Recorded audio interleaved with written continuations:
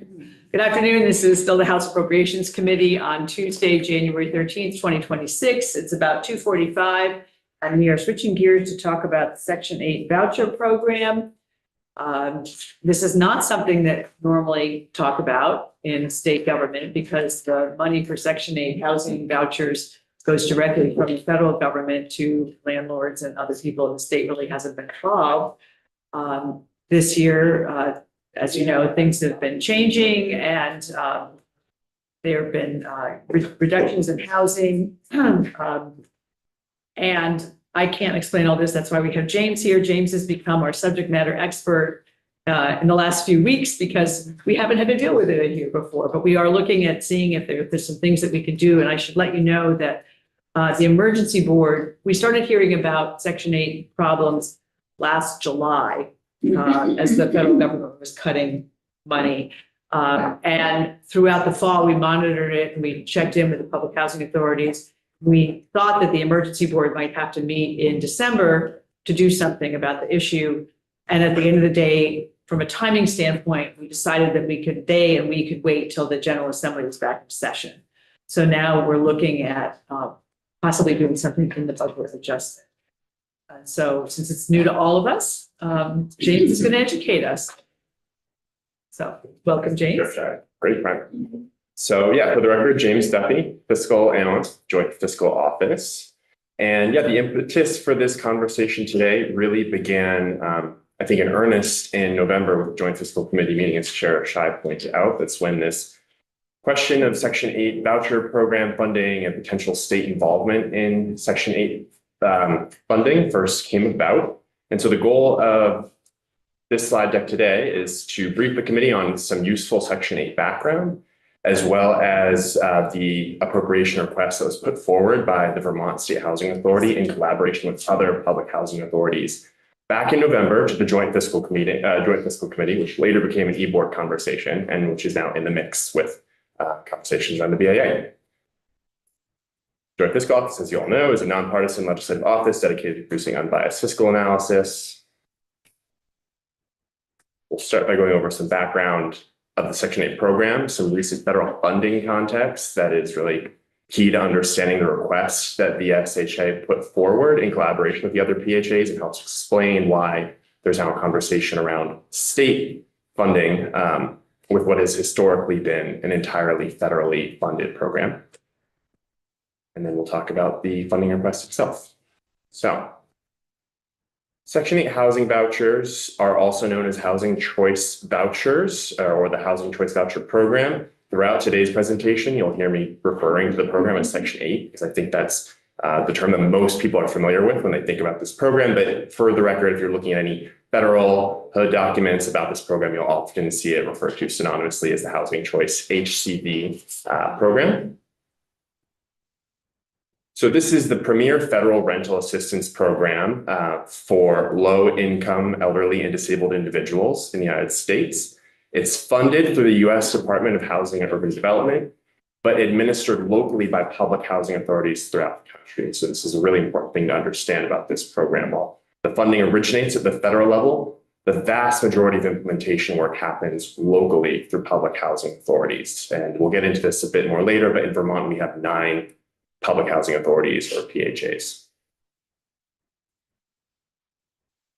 In addition to low-income households, elderly people, and disabled individuals who meet income eligibility thresholds, public housing authorities may also run special purpose Section 8 voucher programs that target additional assistance to specific populations. For example, here in Vermont, several of our public housing authorities run voucher programs that are specifically for homeless veterans, for families with non-elderly disabled heads of households, foster youth who have recently turned 18 who are looking for housing in the private rental market, etc.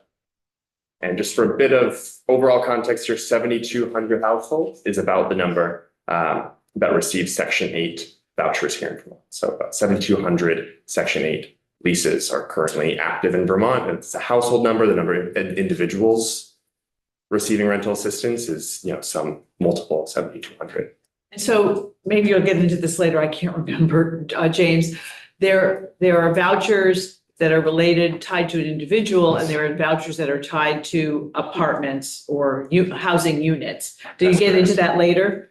Not so much, but I'm happy to talk about That would be it. good, yeah. So there are two additional kind of ways to break down Section 8 vouchers. Some are, struggling to remember the word, but they're tied to a particular unit, building, or project, right? So you can think of that voucher as living with a specific rental unit, whereas other vouchers, and this is the vast majority of Section 8 vouchers in Vermont, is my understanding, live with the individual or the renter. So if I'm somebody who qualifies for Section 8 housing assistance, I'm free to take that voucher anywhere with me to any number of eligible rental units. And the project-based vouchers is the phrase for those that live with a particular unit or development. So I think I've got Wayne and then Tom. So each of the 9 PHAs, do they all provide the same services, or are they all the same, or is this somehow? They vary in size and scope. I would say, I'm not quite sure on, like, for example, the veteran specific special purpose voucher. That's an example of a program that may be run at one housing authority, but not run at others. Housing authorities have a wide degree of discretion as to how they prioritize their funds, how they set aside. So they all could do the same things, but some maybe because of the demands in the region that they're in, may do things, may not do some of the things. That's correct. We have 9 public housing authorities in Vermont. They are all independent of one another, free to make their own operational and programmatic decisions. Vermont State Housing Authority is the only housing authority in Vermont with a statewide jurisdiction or close to statewide. The other 8 are all municipally based and have jurisdictions that are tied to their municipal charters. And we'll get to that part. This is still the big overview. Okay. But I think that I would just add that this becomes relevant later on. VSHA, Vermont State Housing Authority, is the housing authority that has really coordinated a lot of the communication and action on behalf of other public housing authorities in the state for this appropriation request. But it's just important to understand that they are an independent entity who has kind of stepped into this voluntary role. We have 9 completely independent public housing authorities in the state of Vermont. They're not nested within Vermont State Housing Authority. 9 independent. There's no umbrella organization. That's right. But Tom and then Lynn. 2 things. You had said that it's all federal money, but we have a state rental subsidy program as well, which is limited. It's not, it was instituted when we had a shortage and a lack of funding some years ago. And then the other piece about the project, one of the differences that I always carry with me with the difference between the project-based and the individual-based is that, yes, you can take it to, if you have a personal Section 8 voucher, you can take it to another unit anywhere in the country.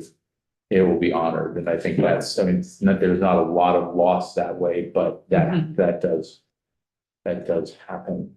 And then just very quickly, you touched on the housing choice, the veterans, the family unification program, the non-elderly disabled, the housing opportunity for persons with AIDS, and the home family. And they're all slightly different, and they all come from DCF. They all are coordinated with some of our agencies as well. I just want to, I don't want to reduce our conversation about, or our learning about Section 8 vouchers as only Section 8 vouchers. They really are, there are some very specific voucher situations that we don't know how the loss is going to affect any particular one of these. Yeah. That's right. Yeah. And while the funding stream has been federal historically, you're absolutely right to point out that Section 8 housing vouchers play a role in the overall ecosystem of the affordable housing initiatives that take place in Vermont. For example, project-based Section 8 vouchers, I understand, are often like an important component of the funding stack for particular affordable housing development, for example. Yeah. And many, going back to the 80s and 90s, when a lot of people signed their original contracts with HUD, they got project-based vouchers. And it's not just the stack that is in the non, but it is for some people how they built their business 30 or 40 years ago. And the key thing is project-based, you get paid. Right. If it's in your building, you get paid whether it's vacant or not. And it's very important with the property owners to maintain. Right. They're They're pretty valuable, the project-based vouchers. They're both. Yeah. And so when a project like Taylor Street Apartments where the parking garage is over there, Getting 4 or 5 project-based vouchers was a very important part of the stack because they can count on that as part of their bottom line. So basically, so what you're saying, the vouchers, it's not one size fits all. Those vouchers are, each one of them is unique. Not each one. There are programs where certain, like, so for housing opportunity for persons with AIDS, clearly 25 years ago, there were more people who were being diagnosed with AIDS than perhaps now. But they put some aside for each of these categories. So that, there's one, the home family housing voucher is the rapid rehousing program for families experiencing homelessness. There's X number. There's not, like, for the state ones, there's X number. There's not always a lot, but many of them fall under the housing choice voucher program. Not unique, but multiple Yeah. categories. Yep. Lynn? Yeah, you said that there were, at the end, you were saying that there's a certain number of rental properties or people who are using these. What was the number again? Oh, statewide in Vermont? Yes. As of September 2025, 7,200. Household. Households. Yeah, 7,200 households in Vermont. How many? 7,200. And that comes from HUD. HUD maintains a public dashboard where you can look at individual housing authority data as well as statewide housing authority data. So that's where that number comes from. Some of the housing authorities might be able to provide more up-to-date information that's more current than September 2025. But for HUD, September 2025, the number is 7,200. So that's basically adding up the 9 housing authorities. Correct. All of them. Yeah. Following on what Tom asked or talked about, are the HCV, the choice voucher, are those the ones that can be used anywhere in the country? Yes, well, provided, I'm not up to speed on all the rules of portability and transporting vouchers across state lines. But yes, when we say HCV, housing choice vouchers, we're talking about Section 8. And by and large, I think Section 8 vouchers are portable across state lines, across PHA jurisdictions. Yeah. It depends on each state, but yes, by and large. And John? Just real quick, so the PHAs, they vary in size and scope here. Are each of them like assigned a certain like volume of leases to be managing here, or is just one of those components? So leasing levels are tied to the funds and authorization given to the PHAs by HUD. I'll say that historically there is a gap between the number of vouchers that PHAs are authorized to issue and the amount of funding that they're given by HUD to make good on that authorization. So I'm not sure if there's ever been a time in the history of these PHAs where they receive all of the money needed to issue as many vouchers as they're authorized to give, but those are 2 different numbers. The authorization they're given by HUD and then the actual the funds they're granted by HUD to issue those vouchers. And last year, we learned that there were a lot of people who had been issued vouchers, didn't have a place to be able to use them. And then we had to retract the voucher because the federal government was cutting. So people who were housed were not getting kicked out of their housing, but people who were basically on the waiting list with a voucher in hand had those vouchers taken away. How many were affected by that? Remember? In 2025, the most recent number I have from VSHA was around 130 vouchers had been retired, as they say, through attrition, which is what Chair Shai just described. That was as of November of 2025. But the overall trend for the last several years has been one of voucher attrition. We'll get into that more in a bit. Basic eligibility boils down to low-income individuals and families, elderly defined as 62 or over, people with disabilities, and as I said earlier, there are additional groups eligible for special purpose vouchers.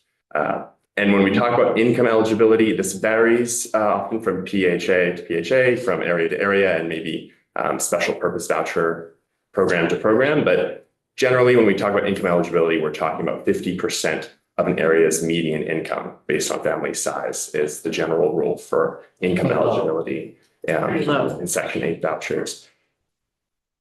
the SHA and the other PHAs, we get more into the details there. I think some special programs might have that defined up to 80% of AMIs, area median income, but we're usually talking about 50% here.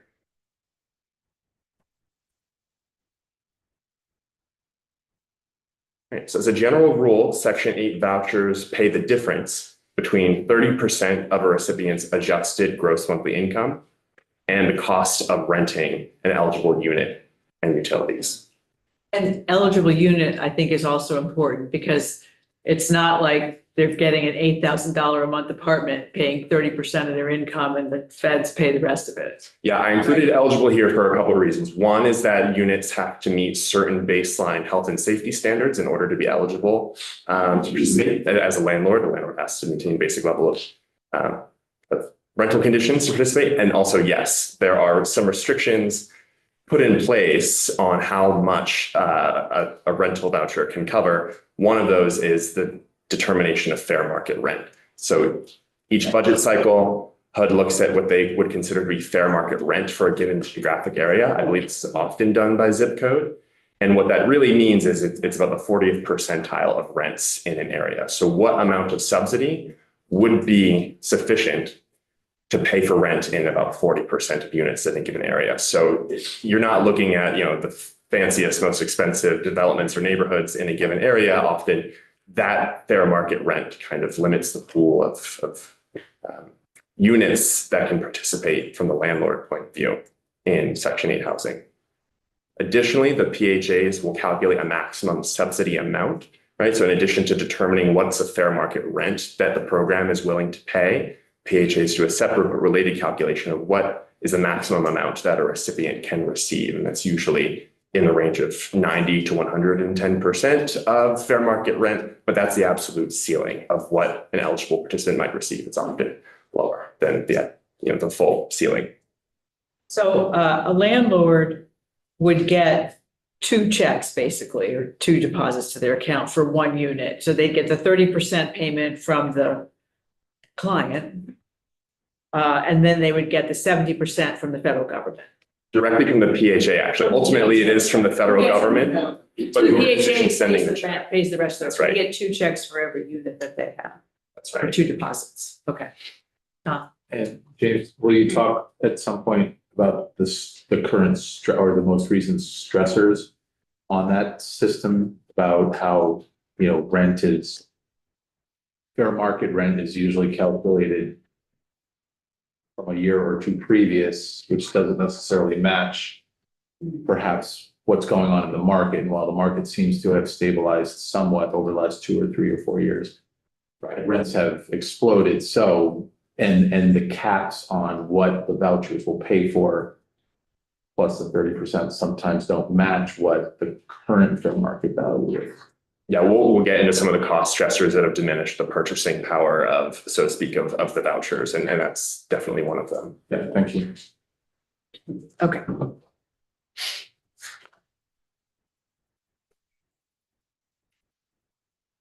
So that's a bit of background about what Section 8 pays for, who's eligible. Before we get into the next section, I'm going to talk a little bit operationally about how the program is run through the public housing authorities. So as I said earlier, we have 9 public housing authorities operating in the state of Vermont.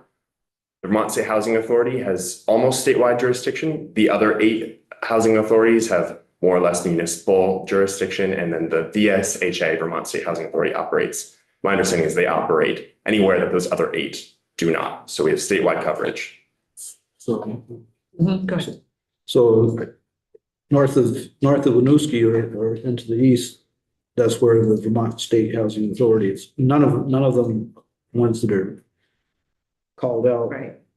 are down there. So that one unit deals with all the rest of the state up to the north and the east. That's right. I'm not familiar with each of the charters of some of these municipal housing authorities. They might have, maybe they extend into a neighboring town through agreement with other municipalities, something like that. But basically, in your mind's eye, you can draw a bubble around each of those municipalities, and anything not included in those bubbles is the SHA jurisdiction. Madison County isn't included in there either, so VHSA would be likely to be doing that.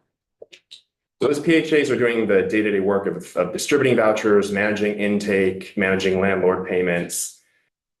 The way that the PHAs fund their operations, by and large, is through the collection of administrative fees, which are calculated as a percentage of each voucher that they process, each active voucher that they process and maintain. So you can think of that as kind of an indirect cost recovery in the parlance of, maybe grant agreements. For every voucher that's active and in use, PHAs are recovering a percentage of that cost to cover their administrative burden in administering the program. PHAs, if they manage their finances prudently and have leftover administrative fee revenue at the end of a budget cycle, are empowered by HUD to place those leftover administrative fees in reserve. That reserve account in housing land is called unrestricted net position, UNP. You'll hear VSHA and the other PHEs talk about UNP, unrestricted net position, as they walk through the mechanics of the funding request that we'll discuss in a little bit. But I made a point of including the name of the PHA reserve accounts. Yes. Thanks. I thought. Am I correct in understanding that HUD requires administrative reserves at a certain threshold? I'm not, I don't know the answer as to the floor. I don't know if HUD has requirements for a floor of reserves. I do know that there is a ceiling that PHAs aren't allowed to maintain Right. reserve above a certain level. Okay. Do you know offhand what that level is? Is it a percentage of the? It's a percentage of, I want to say, maybe previous year's spending authority, but I don't know what the percentage threshold is, but it's a percent of some previous year budget amount. Yeah. Back on that. I don't know. So if you go over that, they're gonna take back that money. They're gonna sweep that money back. So I thought it was having another More will question. come, I'm sure. We'll keep going. I had two questions. We'll The first one I forgot. Second, come back to you. Go ahead, James. And another note here is that prior year voucher numbers, the amount of active in-use vouchers that a housing authority maintains, inform future year HUD funding. So PHAs operate on a calendar year basis, which we'll talk more about in a bit. HUD recalculates PHA funding each year, and that funding is largely informed by how many vouchers were out on the street the previous year. So can the vouchers increase? I mean, this feels like they can only go down. I've had a similar question in the past. I think if HUD were to increase funding levels, right, and PHAs were able to issue additional vouchers, that's one mechanism through which you could see that go up. Okay. I think that's a really good question when we're talking about the potential use of state funds to increase voucher levels. VSHA, as part of their proposal, which we'll talk more about later, has a proposal for how state supplemental funding can drive the number up, right, and increase further, future federal calculations. But I see Wayne's got his question, and Dave looks like he has one after that. Ready, wasn't I? Okay, you were, okay, Wayne first and then Doesn't matter. Dave. so the money in the reserve fund, they have it in there, what can they use it for? Administrative, or can it go into voucher? I don't have an exhaustive list of things they can use it for, but I can tell you one permissible use of their reserves of their UNP is, yes, they can transfer funds from their UNP into the account that they use to make voucher payments. The rest would be, they can use it for administrative. Yes, and I think one other really significant use of those funds is, and we'll talk more about the PHA budget cycles in a bit, but PHAs often don't find out what their federal funding award is going to be until maybe May in a good year. And sometimes it's later. This year it was later. And so they operate on a calendar year basis. That means they're trying to make programmatic decisions first third of the year or maybe more based on what they expect to get from the federal government. And so sometimes they're off, right? And the UNP reserves are one of the buffers that they'll use to prevent going into shortfall should their projections be off. This is last one. Dave? I'll hold my question Okay. until we get to the VSHA proposal. Okay, Thank you. yeah, remind me if I forget. But I'm going to put a pin in my answer to your question, Representative, that yes, they are permitted by HUD to use their reserves to pay for vouchers. It's going to be relevant later on in the If conversation. they really had a big reserve or something, rather than having it sweep back, they might want to put it into vouchers. They could. Yeah, well, we can talk to you about what happened last year. Last calendar year. Okay. Okay, so we're going to talk a bit about federal funding. As I said before, Section 8 vouchers are funded by HUD on a calendar year basis.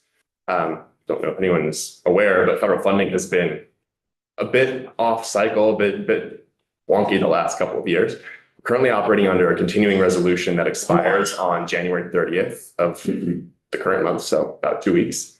PHAs have been operating at level funded calendar year 24 levels since expiration of calendar year 24 funding. What this means is rents have increased, right? Inflationary pressures have been high in many parts of the country. Vermont has not been excluded from that. And so from inflationary pressure alone, PHAs have seen the purchasing power of Section 8 vouchers diminishing without corresponding increases in funding. And I'll note that this has been an ongoing dynamic for a long time.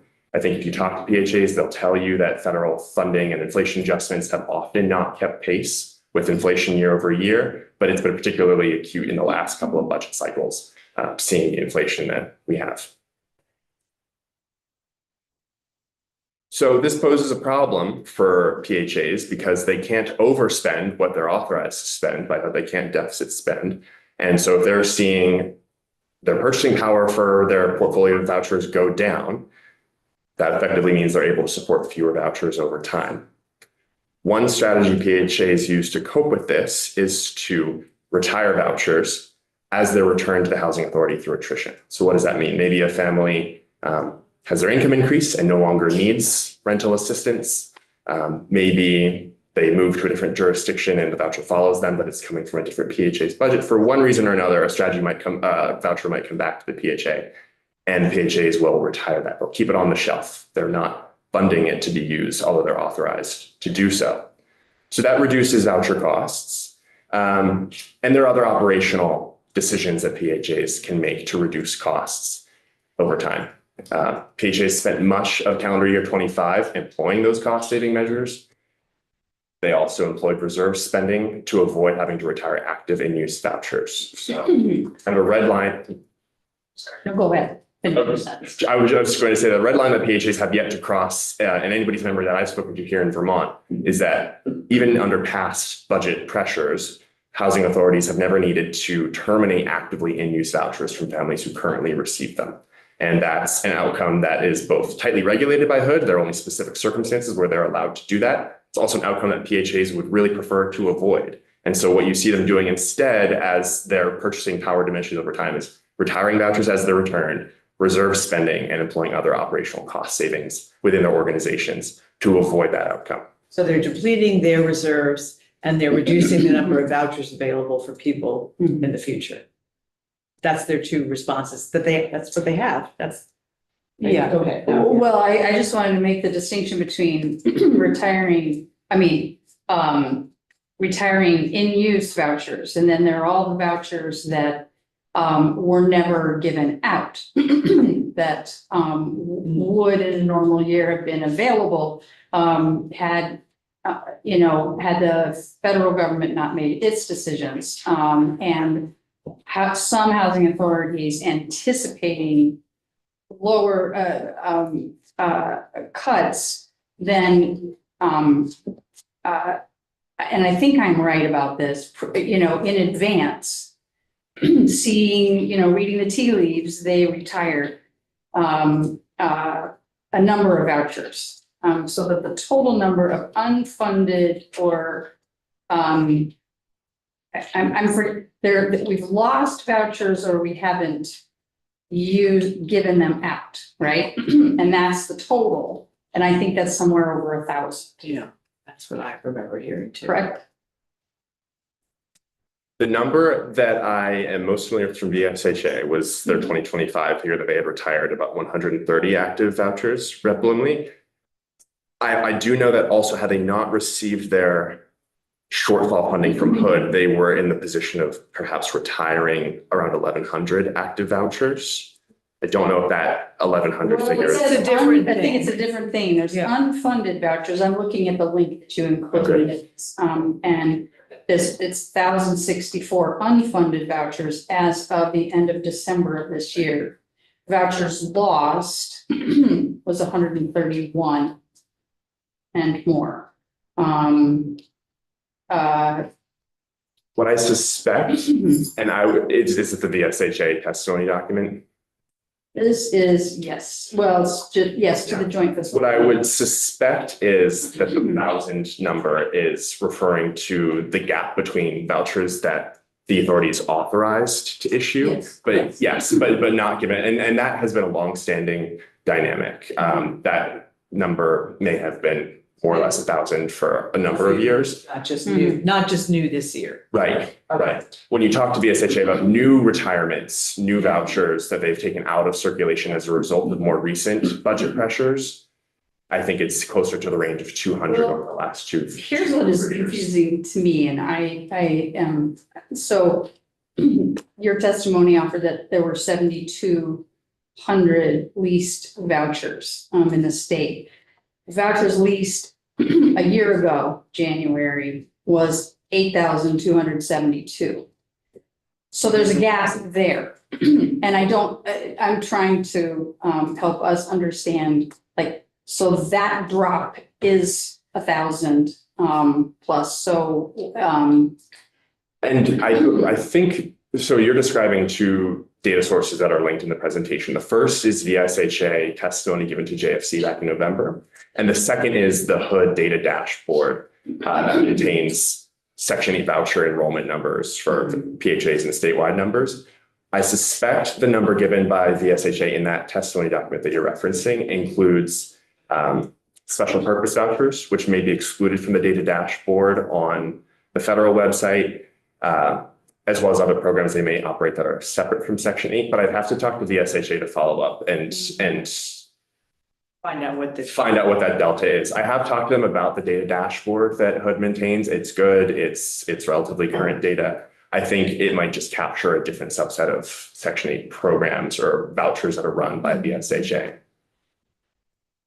So Lynn and then wait. Yeah, I have a question about leases and the requirements, and you talk about, retiring, people no longer being eligible, for instance. My understanding is that the leases are fairly long and complex. And there's a lot of requirements. It has to be inspected. There's all sorts of stuff that goes into being able to use a Section 8, either as a landlord or for the tenant that's trying to use it. We've had a question in our area about someone who wanted to get she referred to it as a friend who lost his house and grandmother died or something, and he had to move. And then referred to him as family. And it sounded like it was a voucher that allowed her and her partner to be there. And now she wanted to add a third person and tried to do it, and it ended up in a bureaucratic nightmare. So the question is, did you look into any of that as to how, a lot of landlords will not go and just allow a person to move in without their name being on the lease and live there. And if you're going to add people, you have to do that with your landlord. And it sounds like that's what she kind of wanted to do, but I think the person moved in before she got approval. So I'm wondering, did you investigate any of those kinds of situations? And how many of those are there? I can't speak to that specific kind of situation. I'm sure the PHAs absolutely can. What I can tell you is that there are essentially two contracts. One is the lease between the landlord and the renter. And there's also a separate rental agreement contract between the public housing authority and the landlord, which dictates the terms of the relationship between the PHA and the landlord, their respective obligations to each other. I don't know which of those contracts that sort of situation would be handled in between the three entities, but. Well, I'll tell you that if you have a John Smith, who's a landlord, and you start bringing new people into an apartment when he thought he was renting to 2 people, and now you've got 3 people or 4 people, it would take a very long time for them to be evicted based on the violation of the lease. But if you have a Section 8, and you start adding people to it that they have not approved, it's part of their agreement, and it is probably indicated somewhere in that lease, they can just stop paying for it, and then that person is no longer eligible. It's a different criteria and a different consequence. Right, that probably gets into the number of people defined as being in the household, right? Because Yes. the subsidy amount is in part determined by the size of the household. Yes. And so I would imagine adding folks into the living situation might run afoul of the PHA's calculations in that Yes, situation. but you don't have any. No, I'm afraid I haven't looked into that, the specifics around how that would play out in the contracts between landlords and the PHAs and the renters, but I'm happy to follow up with. Yeah, because that's Pages a common, to that's actually a very get common thing in the rental unit world, is that you have people coming and going sometimes, children, friends, relatives, whatever, who come in and, couch surf or whatever you want to call it. And when it becomes obvious that this is not that this is in violation of a lease or an agreement, then it becomes a problem. Yeah. But it's not uncommon. Sure. Okay, Wayne, you have a sort of question? Just quick, seems like, how much funding there's, how many vouchers, who sets, is it the housing authorities or is it the federal government that sets the number of vouchers at any point in time? It's a mix of both. So HUD decides how much funding a PHA is going to receive. From there, PHAs have discretion to make certain policy decisions on their own. They have a role in determining what their maximum amount of subsidy is, for example. My understanding is PHAs have latitude to adjust subsidy amount depending on what their funding levels are in a given year. So the overall budget is set by HUD. And then from there, it's a conversation between HUD and the PHA as to what the amount of subsidy is and how far they're able to stretch that to optimize their ideal number of vouchers. Thanks. And they have to do it within all the regulations and constraints that they're doing. I was just wondering whether they were Yeah. authorized to make straight from the feds or whether they had the authority to designate how many. A little bit, yeah, but again, there's constraints in there when they do. Okay, let's continue. So the background here is that amid decreasing purchasing power for vouchers over the last several years, particularly in the last 2 calendar years, the public housing authorities in Vermont and nationwide have been retiring vouchers, taking vouchers out of circulation as they're returned through attrition. This is resulting in fewer vouchers available statewide to offer rental assistance. This also impacts the calculation of federal funding for PHAs in future budget cycles. So if the number goes down, then the amount they get from HUD is going to go down too. So there's this downward spiral of the less they pay, the less they get. So despite the cost saving measures that PHAs began taking throughout 2025, calendar year 2025, 4 Vermont public housing authorities were in shortfall.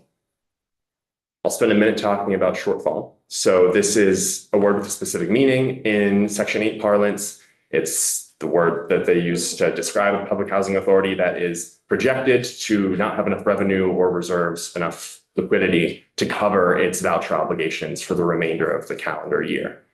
This is fairly common, both among public housing authorities nationwide and in Vermont. It's not an uncommon occurrence, and there are HUD procedures in place to determine both when a public housing authority is in shortfall and to calculate potential shortfall assistance to PHAs to help them close that gap at the end of the calendar year.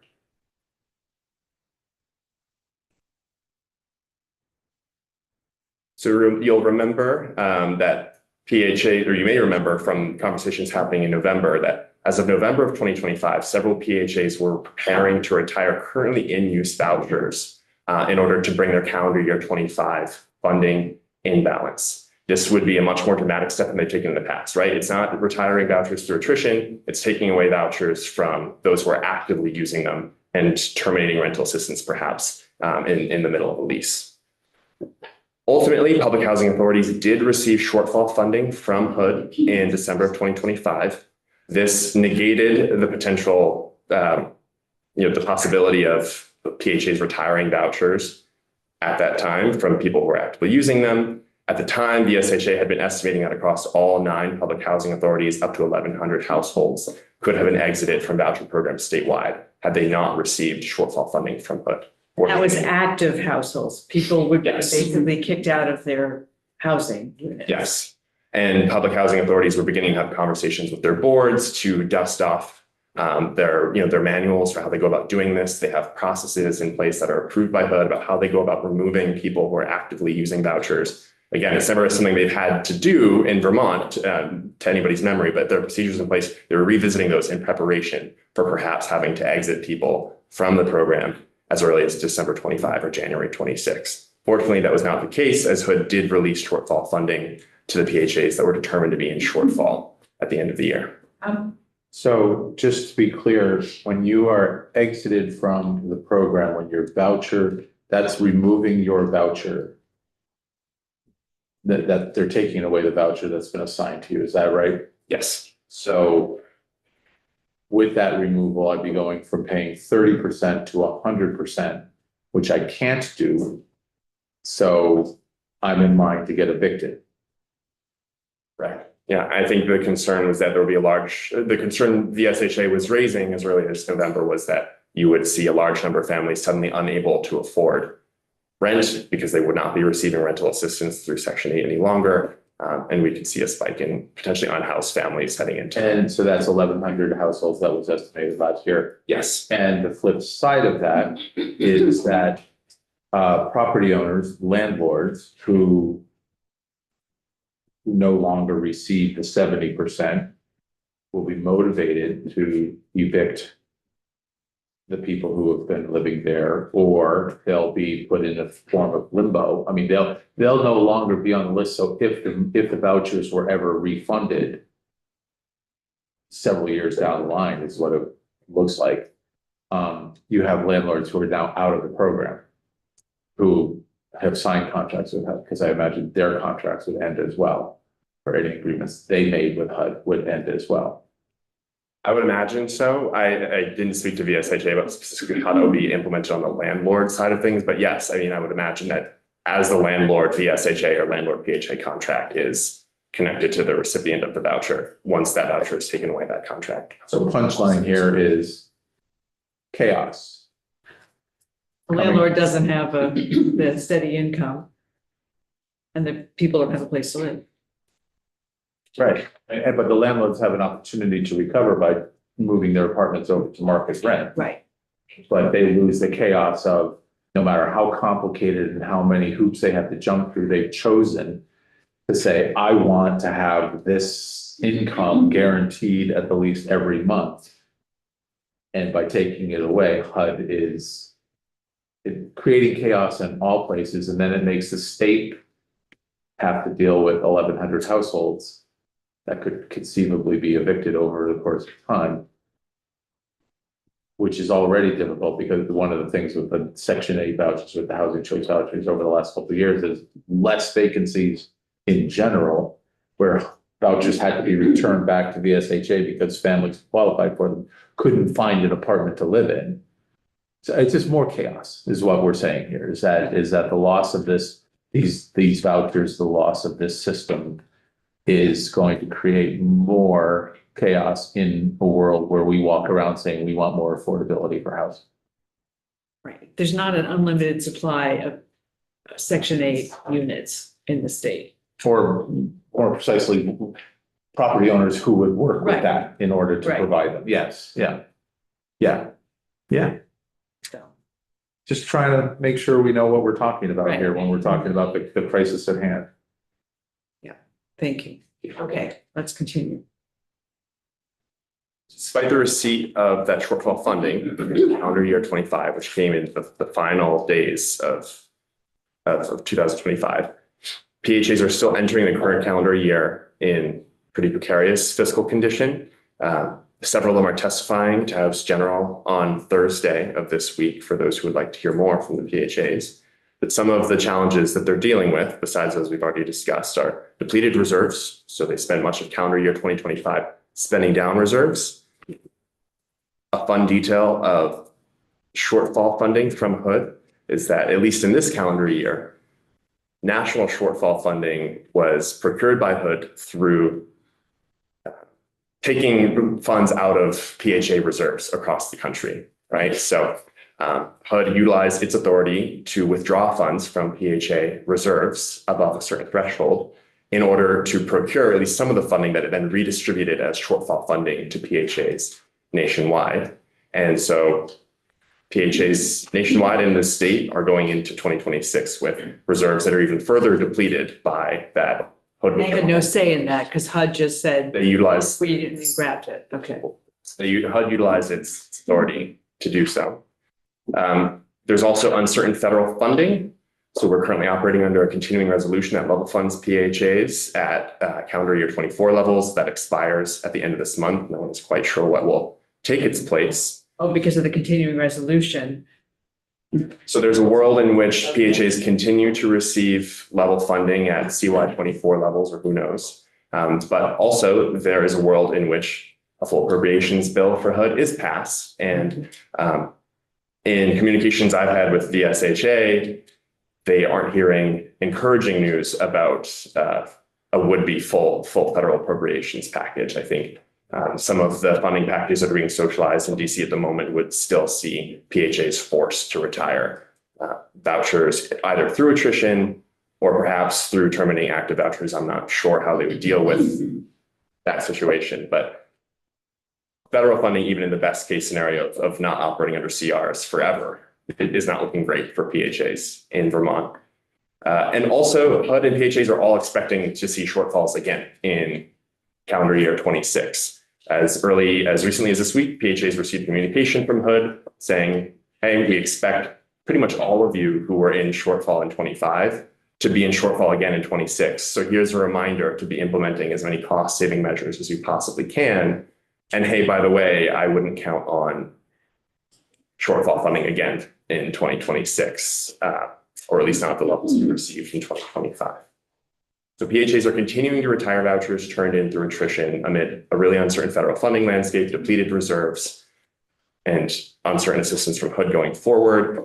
And again, just to put a fine point on it, the retirement of vouchers, the removal of vouchers from circulation reduces federal funding calculations in future years going forward, even if appropriations were relatively generous, right? Compared to past years, if you're looking at a smaller pool of vouchers year over year, that calculation results in less funding for Section 8 vouchers for PHAs. All right, so this brings us to the funding request from the SHA on behalf of the other PHAs in the state. So this dates back to November of this year. The SHA is proposing again a one-time general fund appropriation, which would restore for calendar year 26 voucher enrollment to levels that were current as of January 1st, 2025. So let me rephrase that. The concept behind the appropriation is a one-time appropriation that would give the PHAs sufficient funds to issue vouchers back up to the levels they were leased as of January 1st, 2025. So, but is it my understanding that they have to use federal funds to do the vouchers directly? That's correct. So this is.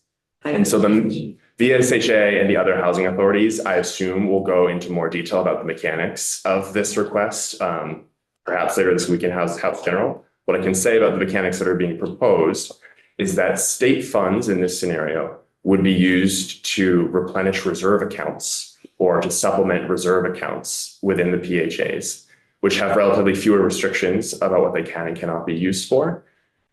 That would free up capacity for the housing authorities to transfer some funds from their reserves into the accounts used to make voucher payments. So state funds can't be used directly to fund vouchers. Those can only be federal dollars. But by depositing state funds into a reserve account within the PHAs, the idea is this would free up other dollars within their accounts to then make additional voucher payments. And so this would be like a separate account because I think you can't commingle state and federal funds.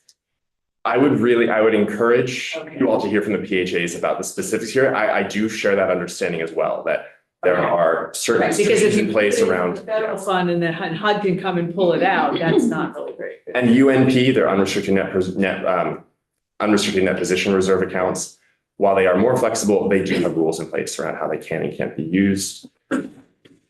I think one mechanism that has been contemplated is to have separate reserve accounts established within the PHAs into which state funds would be deposited. And then anything beyond that gets into the specifics of the PHA accounting that I can't speak to. Okay, Mike?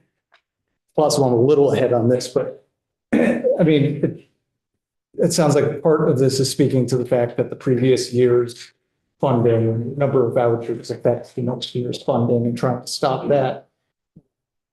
Doing something like this, do we know how that would be viewed by HUD? Would we be running into a risk of HUD viewing us as moving these funds around and potentially say, well, we're not going to honor something that you've artificially put up as? I think that's a really good question. I think there are rules, many rules in place around how PHAs are authorized to use funds. There are rules in place for when they're allowed to accept external funds, i.e. state funds. And I think that's a really good question for the housing authorities and the VSHA about what the status of their conversations with HUD have been around this and what their understanding of the rules and regs are about how this money could be used. I think that's a really important question. So there's a bunch of questions going on. I see John, and then I'll go back to Dave. And I also just wonder, just to let you know, House General is taking testimony from 2 or 3 of the housing authorities, I believe, on Thursday. So that probably, we may want to share some of these questions, and maybe we want to share some of these questions that we're getting. I'm going to go back to John and Dave. We also have some organizations that are listening right now that are here with us that maybe have some more expertise and can answer some of these questions as well. So I'll turn to Chris Donnelly after you guys ask questions. So just real quick, just a follow-up question was just asked right here. So historically, have we just not really provided state money in this way here to fill a gap? That's my understanding. I'm in talking to the SHA and the PHAs, not aware of any history of Vermont doing funding for Section 8 in this way. There have been other engagements. Yes, there have been other engagements between the SHA and the state for other separate programs. Right. So that might be an option, perhaps. I was thinking of the same question, actually, you know, that risk of, you know, putting money into the PHAs here and risking perhaps even a lower allocation here from funds. I don't know. It's just something that came to mind rapidly. Certainly this mechanism is the first. This would be a novel mechanism in the state of Vermont. This has not been done before. Thank you. Dave? Yes, you addressed one of my concerns, but I want to accentuate it if I can. I want to make sure that general and housing knows the questions that needed to be asked Yes. from an appropriation standpoint. Right. Along this line. And that's not a criticism of them. They just. Oh, no, but They're looking at it we perhaps. still have to get our questions answered because There's a lot of outstanding questions. When I was a landlord, and I no longer am, all of my tenants were Section 8 situations. And I found it, and at the time, landlords sought the Section 8 program because it did give them some predictability on 30% of the rent. When I had tenants who got in trouble with paying their rent, I still could help. I had some, the 30% cost, or the federal cost, helping carry my carrying cost. And then I could work with the tenant to work things out.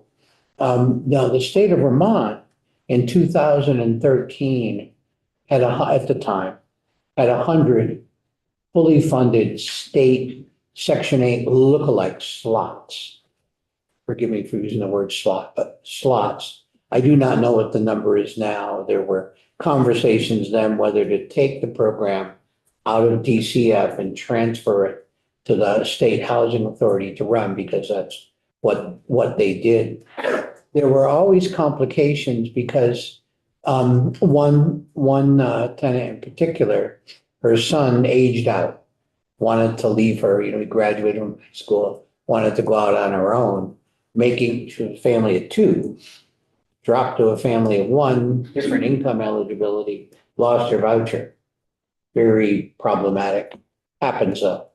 In another case, just recently, I was working with a constituent who went to work as a caregiver, private caregiver, Choices for Care program. And the income made her ineligible. She was shocked by what the market rate was that she would have to pay and was going through the dilemma. Do I cut back my hours to a certain point so I can keep my slot? There's constant churning going on for these reasons. And there's always a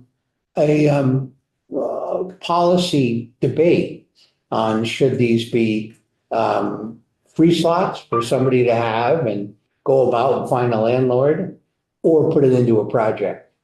Right. And I'm not sure, I would like to ask Gus Seelig whether the Vermont Housing and Conservation Board, when they do a project, I know they're using lots of tax credits, but would they want dedicated a number of slots so that if they do a 20 apartment unit, if it came with slots too, that's really helpful. These are like gold. And I see this as an opportunity to find out. I would be inclined to somehow not put the money, if we were so inclined, to help on this. Yeah. Because it seems to me one of the few significant tools we have to address poverty in housing and our housing situation. I'd be inclined not to put it into a reserve because it would seem to be at risk from the federal government, but to have it available in some fashion. So I'm excited by the opportunity, but appreciate the downside. And we were also looking at one time, not ongoing. That's the other. Which is great. Yes, because if it works right, with that infusion of one time, it primes the pump for an ongoing basis. Right. Could be. Yeah. Would I just see Tom and then I'm gonna go to Chris. I'm all set. You're all set? So I'm gonna invite Chris to say anything he'd like to say if you have more information, because you can tell that we've not had this experience. So if you want to introduce yourself and.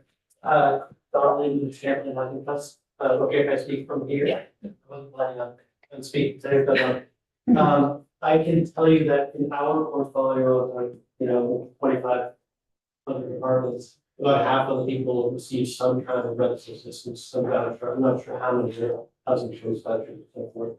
And we're very nervous about this trend of, shelving vouchers just to make ends meet, just to have the public housing authority make ends meet.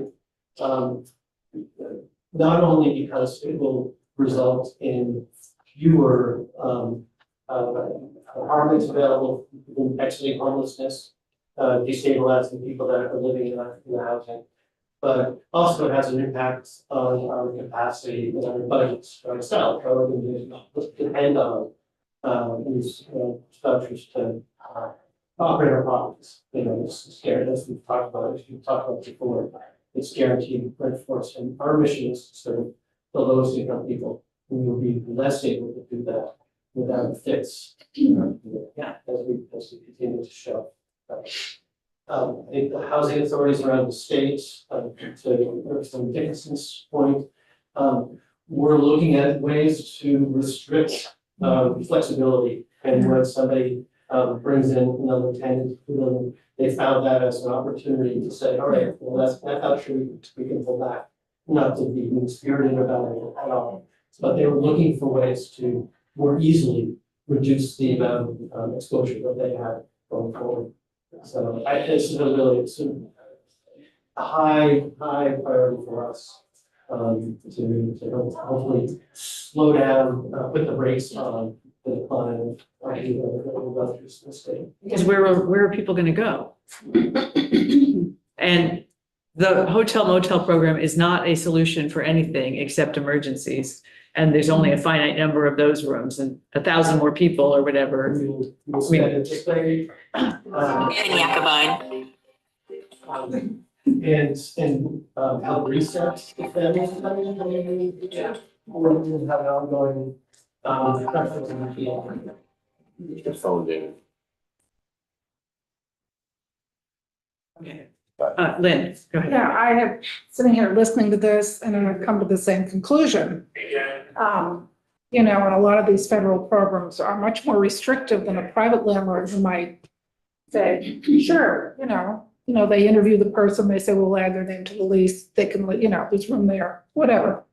But the federal program, if they're looking for excuses to deal with shortfalls, this is a classic example, I think, of something that they would say, well, too bad, I'm sorry, not gonna work.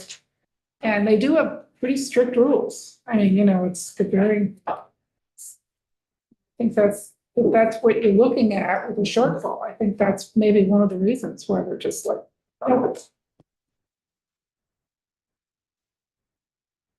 Okay, so thank you for us letting us put you on the spot, Chris. Appreciate it. Go ahead, James.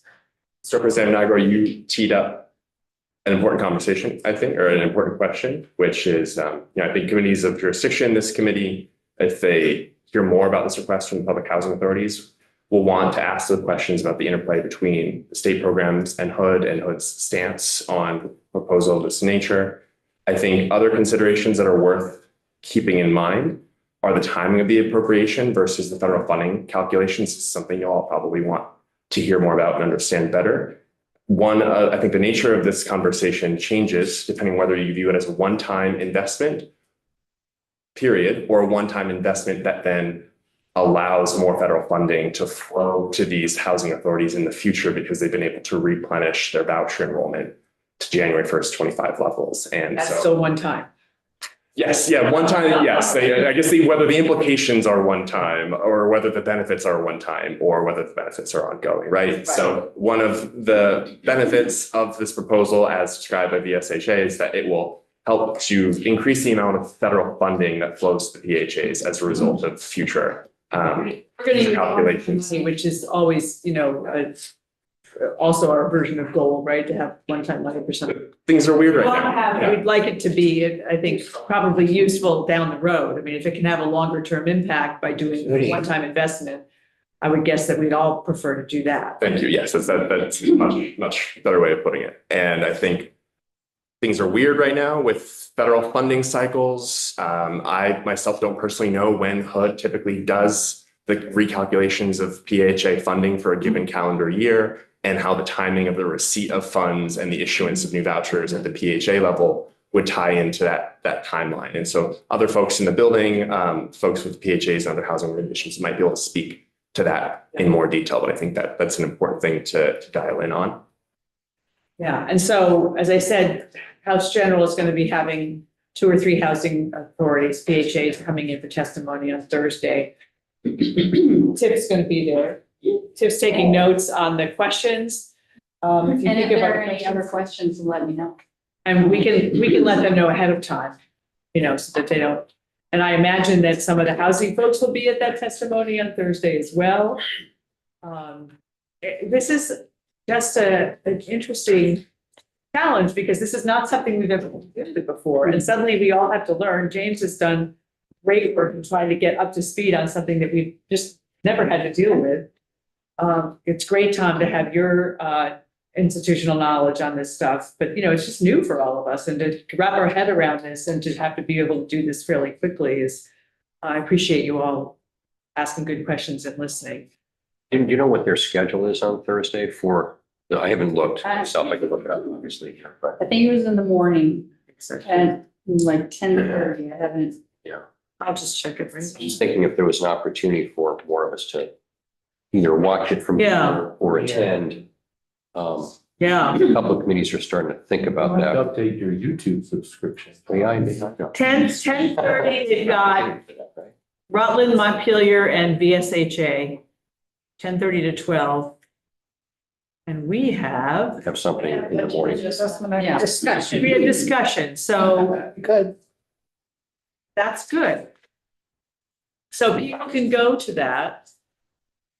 We'll talk about it. We'll Yeah, be I'm as here, flexible. just thinking out loud here about the opportunity. I wonder if we want to do a joint hearing with them. I'm just thinking out loud. I don't know if that would maybe not make any sense. That might get too confusing, but maybe we listen and we give them the list of questions. Sure. I mean, I think they're also going to be learning the same in similar ins and outs that Yeah. we're just getting tuned up on Yeah. because. Although they did have, this was a topic last week, and I think some of the some of the basics that we went through were discussed in committee. Yeah, as you said, Madam Chair, it is new to all of us in terms of, like, finding out like what the solution is to the point of your question, Mike. It's like, no one knows what's going to happen in Washington with any of this stuff about anything that the states try to do.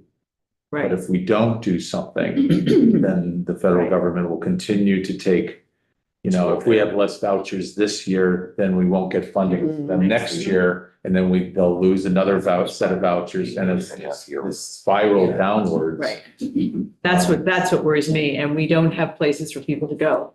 And what I've just understood is that the federal HUD calculation starts from January forward, which is why some housing authorities last January decided not to issue certain vouchers because they didn't know what the economic realities were going to be until about May, I think, April or May. So at any rate. Which is why this is a discussion in the BAA, right? Yes, because of timing issues. It's thorny. I'm wondering, thinking back to Mike's question about, are we going to raise the ire of HUD or do something that's in contradiction and have unintended consequences? How would we get that information? I mean, To the SHA, I think there have been conversations with HUD representatives. I don't know at what level they've been, but there's been communication between the SHA with HUD. So this isn't news or some secret. Right. But I would encourage you all to, and I can coordinate this information as well. okay. Hear from the SHA about what the nature of those conversations. Normally we'd say, Ledge Council, tell us all about this, but we don't really have anybody in legislative council who spent their last 10 years doing HUD. And don't worry, HUD staff's been cut by at least 30%, so. Yeah, They we're, won't find out for a while. Actually, we're not the only state dealing with this, and I wonder if the National Council of State Legislatures or our other partner might be a good place to check and see how It's true. people, if there's a track record. Yeah. We are not the only state dealing with this. It's true that we're far from the only state dealing with this.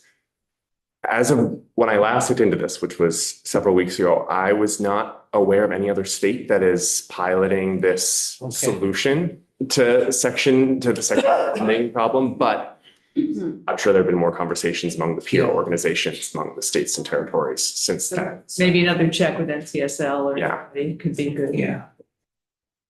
And Thanks, Jane. yeah, you guys can coordinate that.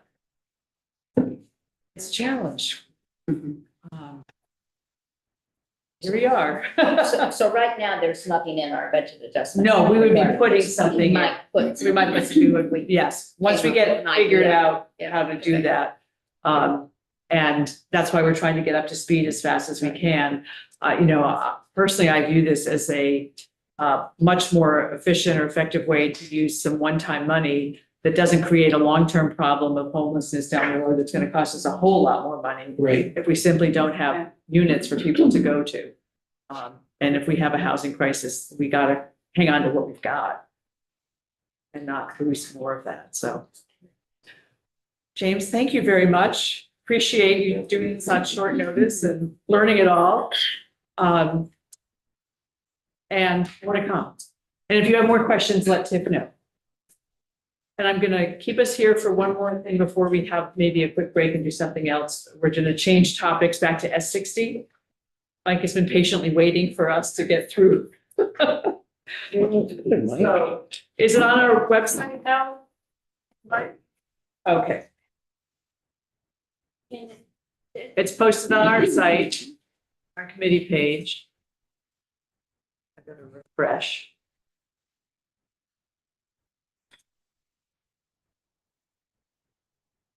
Oh, that's the wrong committee. I thought, what is she? That's not our person. Okay. Get on our committee page. Thank you.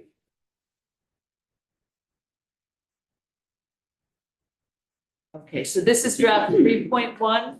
Yeah, this is Michael Grady with legislative council.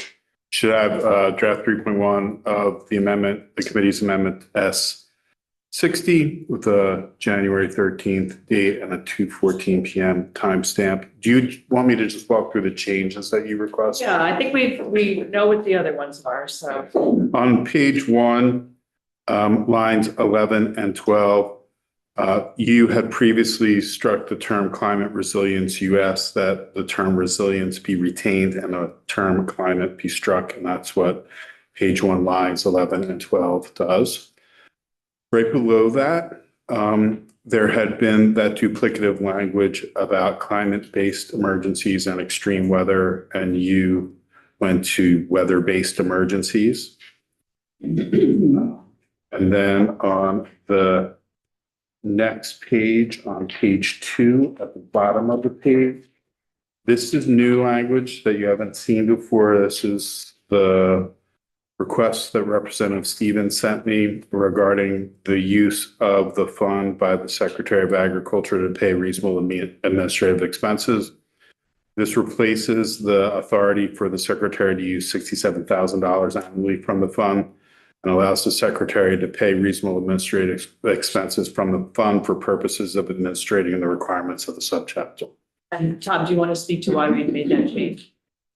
By keeping it at 67,000, number one, everything's contingent, funding is contingent. And so if $67,000 is coming out of a fund that doesn't have any money in it, then there's no, and it's also, it centers it on to be in a half position, which I think we've talked about, and I've talked with the agency as being maybe not quite the right size of need to administer.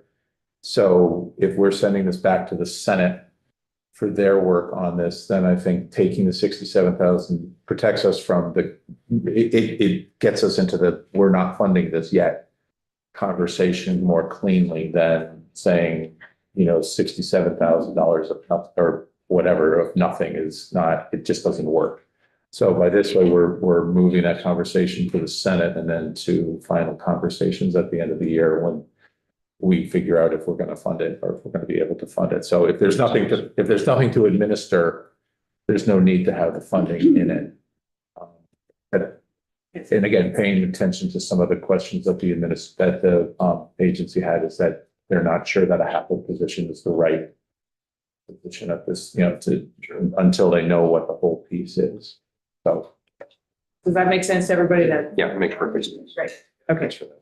Okay, moving on, page 3, lines 11 through 15. This is the contingency of funding. You wanted on line 14 for it to say in fiscal year 2027 or subsequent fiscal years. Right. So we are limiting it to just, all that work and then nothing else. And then last, the point pointed out by Representative Feltus in the changing of the title, it should say an act relating to establishing the Forestry Operations Security Special Fund to provide payments for the farm and forestry operation losses due to weather conditions. Check with the clerk that your title will take precedence over the recommended title by the Committee on Agriculture is your last in action. We get the name. You get. Okay. So if you don't mind not going for a second, our normal clerk is out today. Trevor's not here. Tip is standing in. And so we have to, you can be your clerk for a day. We have justice of the peace for the day. We have clerk for the day. So we have to vote twice. We vote the amendment. And vote And then as amended, or what do we do on the? You are amending the report of the Committee on Agriculture. So you vote to amend the report and then you vote to move the bill favorably or unfavorably as amended. But we don't have to say and further amended or any of those things. Well, So it's only internal. Well, ag amended it from. right, but that was their report, right? So you're amending their report and then you're approving their report as amended. Okay, Their recommendation of amendments, to be specific, because it's an S bill.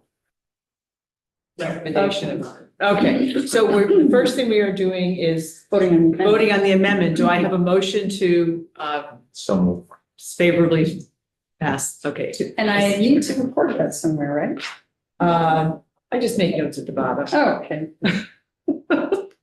That was years ago, and Wayne seconded. Who was? Tom made the motion to favorably support the amendment. Okay, think you need. okay, Well, we just. okay. Whoever can do it how he wants. So this I is- like a paper This is a trail. motion. We've had the motion. And it's been seconded. Is there So, any yeah. further discussion on the amendment itself? Hearing none, the clerk for the day may call the roll. Rep. Lumley, yes. Rep. Dickinson, Yes. Harrison, oh, sorry. Representative Feltus. Yeah. Yes. Rep. Kasenska, Yes. Rep. LaRoche. Yes. Rep. Murphy, Yes. Rep. Nyro, Yes. Rep. Squirrel, absent. Rep. Stevens. Yeah. Rep. Yakaboni Yes. and Rep. Shaw. Yes. The vote is 10-0. One. Yeah, 0-1. 10-0-1. Always a schedule. Yes. And so the next motion would be to approve the bill as amended. Recommendation of the Committee on Agriculture as amended. As By amended. the Committee on Appropriations. Right. Yes. Okay, is Make there that motion. John? Rep. Kasenska, is there a second on that? Wait, okay. I'll wait until the clerk is done writing. And then, is there any further discussion on S60 at this point?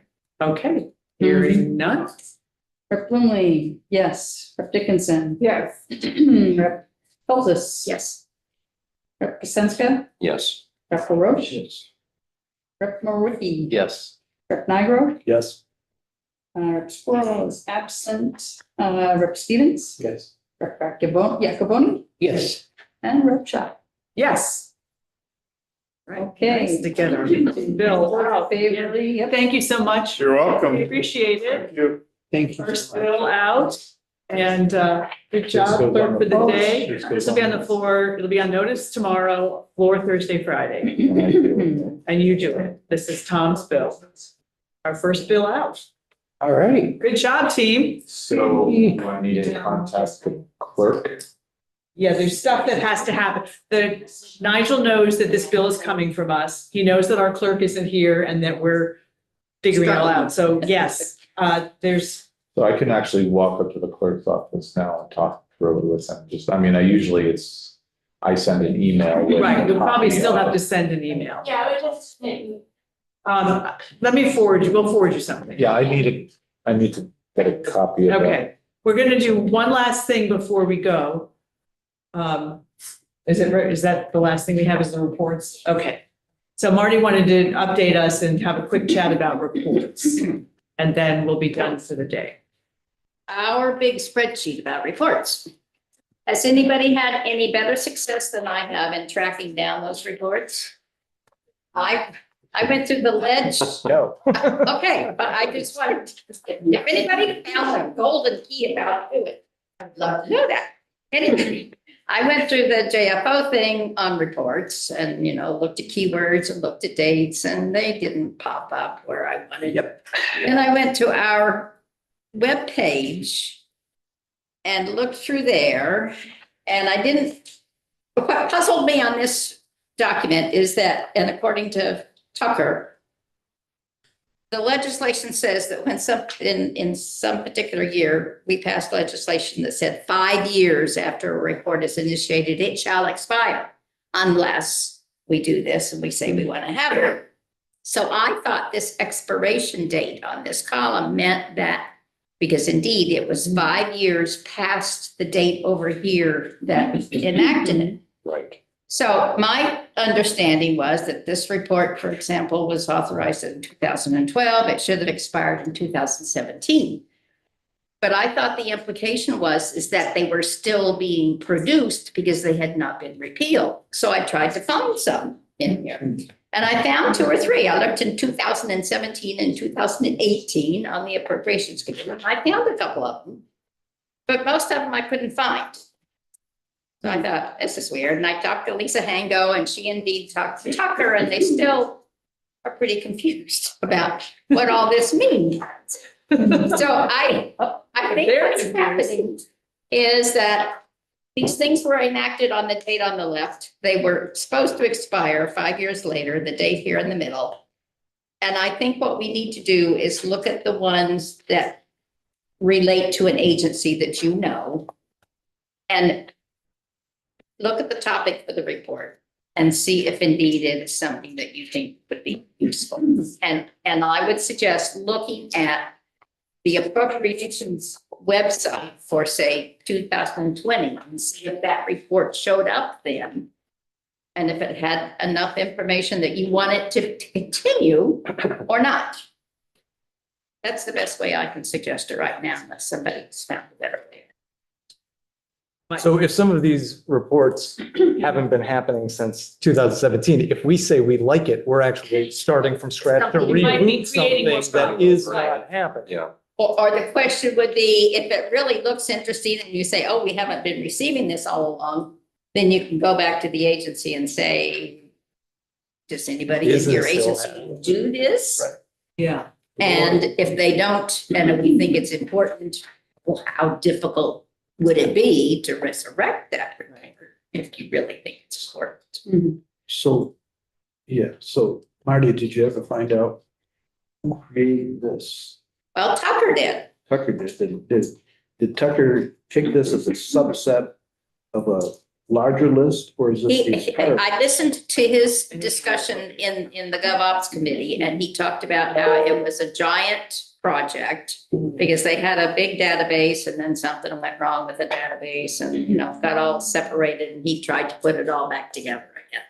And then, of course, it was complicated because committees have changed, energy and environment, and stuff like that. He had to reshuffle things, which belonged where. People have changed as well. Right. But the committee, at least for appropriations, anytime It should be appropriation out. is mentioned. Right. Yeah. Right. You got So People may have changed he did their admit that it was a big mess and it had not been done in 2 or 3 years. Yes, that's correct. So that's why we have this. And I just expressed it was very difficult to find the actual report. Even though the title here may vary a bit, if the report didn't say done in pursuant to such and such a law, then I figured it wasn't the right one. But I struggled trying to find one of these reports. I have the same experience as you, just finding a few things. Yeah, Looking right. for a long time. Right. If you can go to JFO, you can, scroll down by year, you can kind of scroll. Oh, yeah. It is what it Have a is, but now search it's function. recorded. Yeah, well, even, using the search function, you could. Right. It wouldn't spit out what I Right. was I tried that. expecting right. to spit out. Another- So I went to the committee webpage just for the appropriations ones and said, okay, in 2018, did we get a report about, choices of care?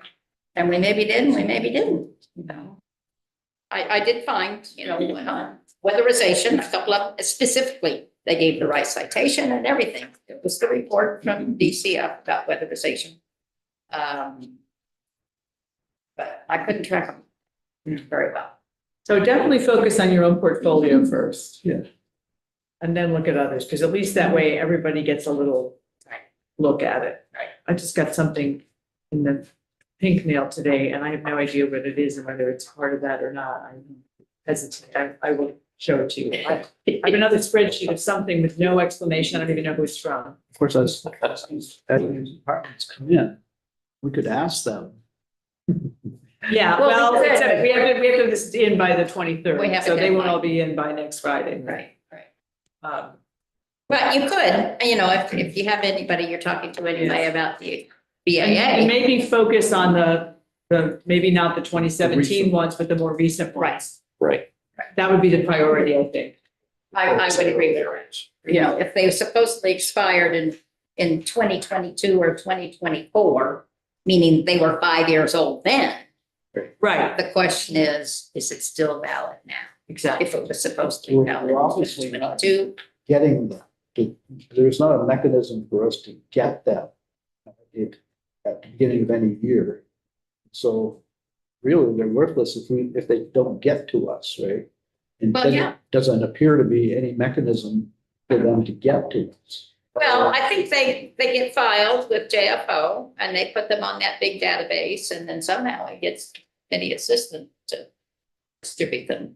Because we've been I getting don't know that. we've been getting reports this year. Autumn has been Right. putting stuff up on the website So on our page. under reports. So Yeah. if you scroll down, you'll have the documents for the day, but if you go across, you'll say bills and witnesses and blah, blah, blah. That's the way to do that, go back in years and see. So you can go back to a different legislative session. Start with. Or appropriations. Appropriations, yeah. Yeah, or you can do it from our committee. Right. Right. Sounds like a better. There was Yeah. one year, there were none, It's a I long- think it was 2020, I found on our Oh. web. Really, from 2020? Yeah, I just said, no reports. And Well, I'm sure that's that's kind of not a- right, but, That was the COVID year. well, I know, but we still got.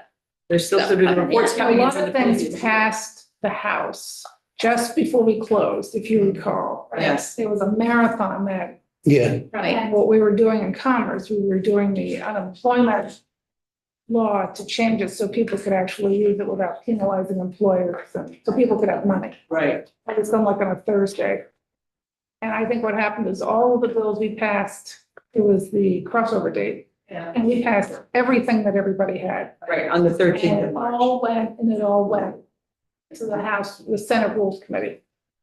And I don't think it ever got voted out of there. So whatever reports were in those bills. well, those would have been, well, But I don't was know. later than I 2020, don't know. not 2020.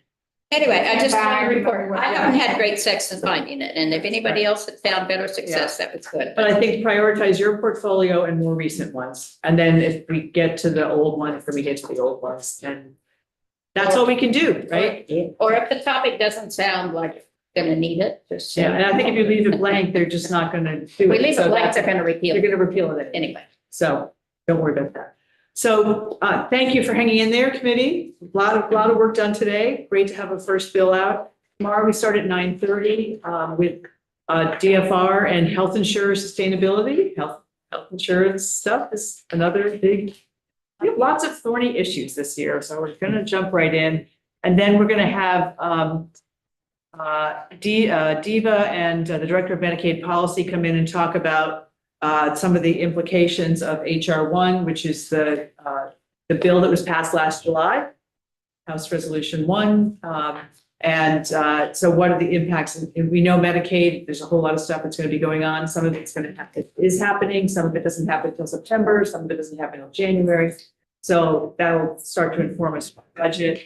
And then before lunch, Bryn Hare's coming in from Ledge Council. And Karen Dillon from the Joint Legislative Management Committee approved something in their purview and about restructuring a bit of legislative staff.